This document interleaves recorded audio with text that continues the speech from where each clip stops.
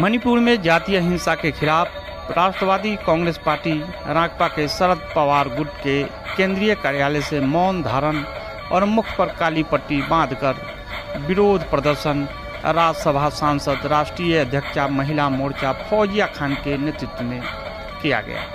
इस मौके पर सीमा मलिक, राष्ट्रीय अध्यक्ष युवा धीरज शर्मा, प्रदेश अध्यक्ष योगानंद शास्त्री, सुषमा कश्यप महासचिव महिला, शहनाज महासचिव अल्पसंख्यक मोर्चा, इंदु सिंह राष्ट्रीय सचिव, कुलवंत कौर उपाध्यक्ष दिल्ली प्रदेश IT सेल, मित्री कितन महिला अध्यक्षा नागालैंड, सीमा किरण एजुकेटिव सदस्य महिला आदि उपस्थित रही। दिल्ली से डेली न्यूज online.in के लिए कुलवंत कौर के साथ बंसीलाल की रिपोर्ट देखिए। महिलाओं के साथ शोषण हुआ, सरकार मौन है, किस तरह क्या देखती हैं? समझ में नहीं आ रहा है कि इस देश में क्या हो रहा है। देश के लिए लड़ने वाला सिपाही, उसकी पत्नी के साथ ये व्यवहार होता है कि उसको निवस्त्र करके सड़कों पे परेड कराया जाता है।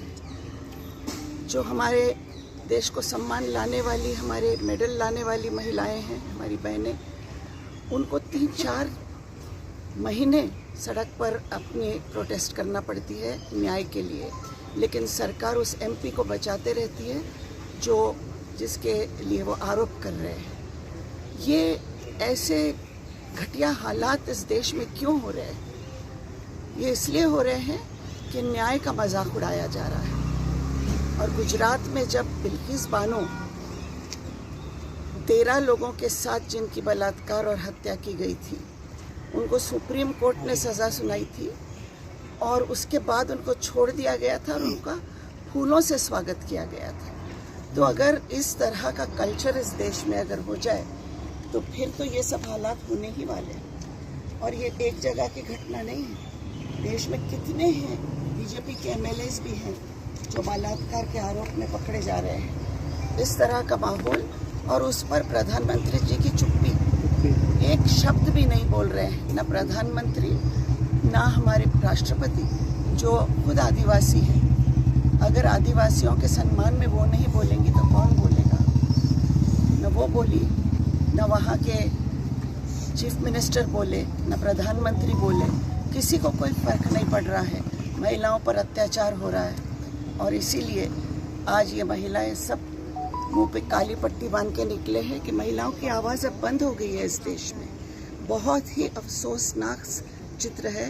हम बोलते हैं कि प्रधानमंत्री का राजीनामा होना चाहिए, चीफ मिनिस्टर का राजीनामा होना चाहिए, और जो कुछ ये देश में हो रहा है इसके लिए ये सरकार टोटली फेल है। मणिपुर के चीफ मिनिस्टर ने भी लगातार ये भी कहा है कि वहाँ ऐसी घटनाएं होती जा रही हैं।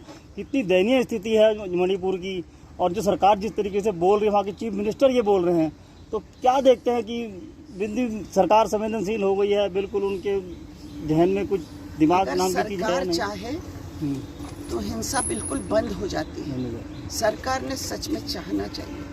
ये सरकार नपुंसक की तरह बैठी है या फिर सरकार खुद स्पॉन्सर कर रही है। ऐसे हो नहीं सकता है कि सरकार चाहती है और फिर भी हिंसा हो रही है। मणिपुर बताएं कैसी हालात है वहाँ पर, क्या है आज, किस तरीके देखते हैं आप?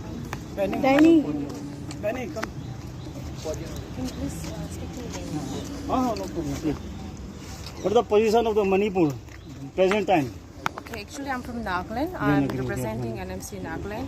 And The yes, Seven Sisters is the name there, right? exactly. Yes, we are like, it's so sad to witness this kind of inhuman act that is happening and that has happened in Manipur. So we want the government to take action as soon as possible. The culprits should not be spared this time. Yes, that's all from my side. That's right. So what is the problem, main basic problem, the two communities in adjustment? What is the? See, as far as I know, like the problem is, see, I don't have that much of ideas, but as far as I know, there is violence between Maites and Kukis, and it seems these Maites, to want the ST quota, And देखिए, because of the सिपाही की clashes पत्नी happen. जो So Kargil whatever युद्ध it is में that is लड़ा, happening, even though it is between my days and cookies, they should not go to that extent, molesting those girls, raping, these are inhuman acts. So we are totally against this. NMC Nagaland is totally against this kind of act. राष्ट्रपति महिला कांग्रेस ने आज मणिपुरी घटना को लेकर जिस तरीके से संवेदनशील सरकार के खिलाफ अपनी जिम्मेदारी समझते मौन रैली निकाली है, और सरकार को जगाने के लिए आपने क्या मुहिम चलाई, क्या कैसे? कि सरकार को जगाने के लिए ही ये मुहिम हमने चलाई है, क्योंकि हम लोग शायद बोल के थक चुके हैं। इतने प्रोटेस्ट, इतनी बार बोलना, चाहे वो चैनल्स हो या जहाँ पर भी हो, तो यहाँ की मीडिया ने ज़्यादा इस चीज़ को इम्पोर्टेंस नहीं दी। इसका मुझे बहुत दुख है। सब तो नहीं, पर ज़्यादातर लोगों ने जितना इम्पोर्टेंस, जितना इसको मिलना चाहिए था उतना इम्पोर्टेंस मिला नहीं, तो मुझे इस बात का बड़ा दुख है।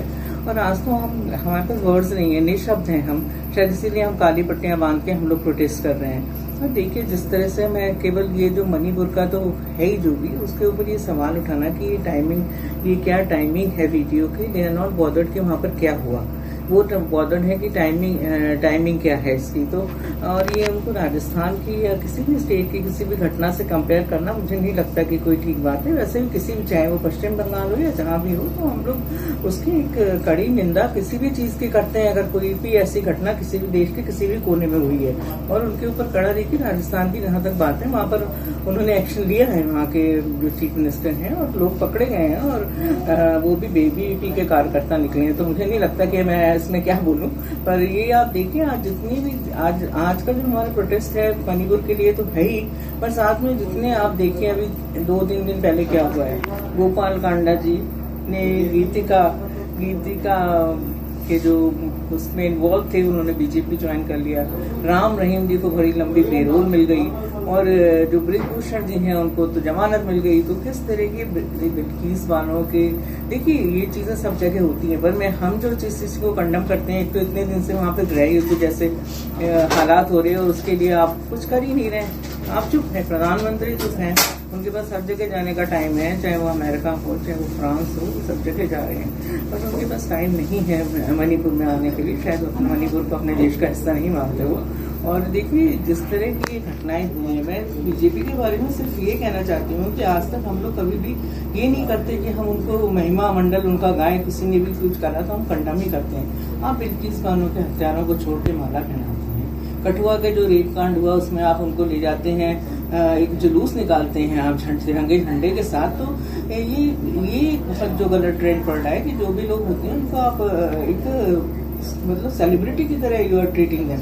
35 लाख की आबादी है वहाँ पर, लाखों की संख्या में केंद्र के बल जो वहाँ पर पहुंचे हुए हैं, फिर भी ऐसी घटनाएं हो रही हैं। वहाँ की जो राज्य की पुलिस है वो भी है, तो इतना सब कुछ होने के बाद भी ये घटनाएं आपसी समुदाय में जो हो रही हैं, वो क्यों नहीं रोक रही है सरकार? क्या इस पर पूरी तरह से संवेदनहीन है? संवेदनहीन सरकार है, मैं बड़ी क्लियर कहती हूँ। It is a total failure of the intelligence and the police, and उसके ऊपर कोई एक्शन नहीं लेना चाहती है। तो चीफ मिनिस्टर का इस्तीफा होना चाहिए, प्रेसिडेंट रूल लागू होना चाहिए। वहाँ पर एक 70-80 हजार का आपने वहाँ पे आर्मी एंड ये सब आपने कर रखा है, और उसके बाद में वहाँ से लोग हथियार छीन के ले जाते हैं। अब मुझे नहीं पता कि वो छीन के ले जाते हैं या कैसे ले जाते हैं, पर कोई भी उस समय हथियार छीनते हुआ, तो वहाँ की अगर वहाँ की महिला ये कहती हैं कि पुलिस ने हमको क्राउड के हवाले कर दिया, तो मुझे लगता है इससे निंदनीय बात कोई नहीं हो सकती। इसके लिए मुझे नहीं पता कि मेरे पास शब्द नहीं है। इन बातों को सुन के शायद हम लोग को विश्वास भी नहीं होता। अमेरिका और ब्रिटेन की संसद में भी इस मुद्दे क्या कहना चाहेंगे मणिपुर घटना को लेकर? आज आपने देखिए, आज हम लोगों ने एक सिंबॉलिक एक प्रोटेस्ट किया है, एक साइलेंट एक मार्च किया है। गांधी जी के देश में आज इस तरीके से हिंसा हो रही है, महिलाओं के साथ इस तरीके से दरिंदगी हो रही है, हमारा देश पूरी दुनिया के सामने शर्मसार है। आज हमारी बहनों के साथ जो दरिंदगी हुई है, उसके लिए पूरा युवा आज इस तरीके से अफसोस कर रहा है कि हमने कैसी सरकार को चुना।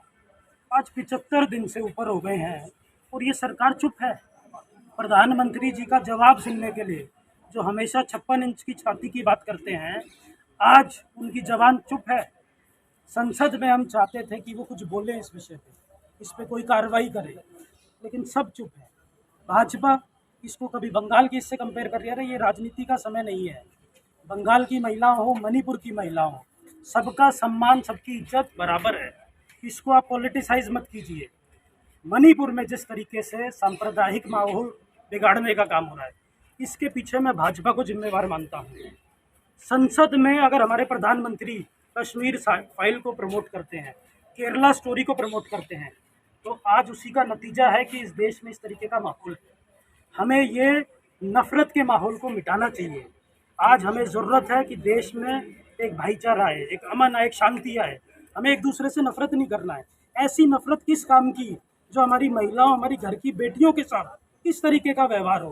पूरी दुनिया के सामने हम शर्मसार हो। सरकार जातिवाद के खिलाफ भी बात करती है। 35 लाख की आबादी में सरकार, केंद्रीय सुरक्षा बल की लाखों की संख्या में वहाँ पर हैं, और जब भी ये घटनाएं हो रही हैं तो कहाँ निकले सी हैं। देखिए, मैं इनकी कथनी और करनी में अंतर समझता हूँ। इनकी मंशा में मुझे बहुत बड़ा संदेह है।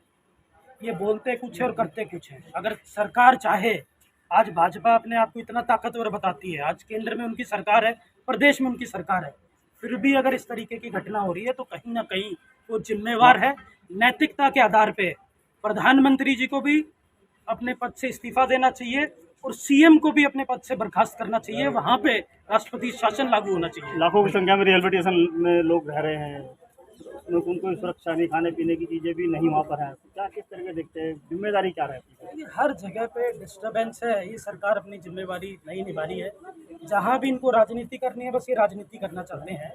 लोगों के प्रति इनकी भावनाएं मर चुकी है।